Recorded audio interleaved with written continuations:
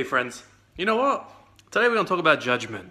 Fear of judgment from other people. We're going to have a little 2 minutes of wisdom on that subject.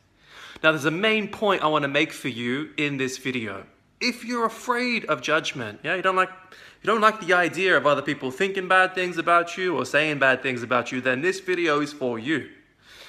So here's the main point. And I'm sure you've heard it before, but I'm going to prove it to you. Now when someone's judging you, they're not talking about you, they're talking about themselves.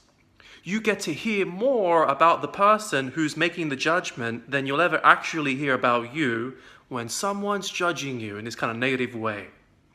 Well, how's that true? Let me prove it. Let's go for a walk. If someone's going to judge you, what do they need? They need standards. Yeah, they need criteria. Where do they get that criteria from? Do they get it from you? Well, I'm guessing when someone's judging you, they don't check in and say, hey, what's your criteria for a life well lived so that I can judge you based on it? No, they're using their own criteria. Well, where does that criteria come from?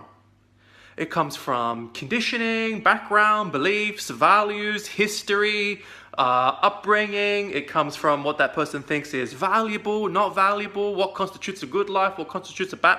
All of those things. Do they get that information from you? Or do they get that information from themselves? From their background, from their past, from their upbringing, from them? Where are you in that equation? I tell you where, you're not there. You're just the object. What the person's really saying, if they're judging you, or if that process is really going on, is they're saying, hey, if I was in your shoes, expressing whatever it is you just expressed, this is all the judgment that I would be giving to myself. So for example, let's just say someone dresses you on your appearance. Yeah, you didn't dress well enough for their tastes. Well, and now they're kind of giving you some negative judgments and things.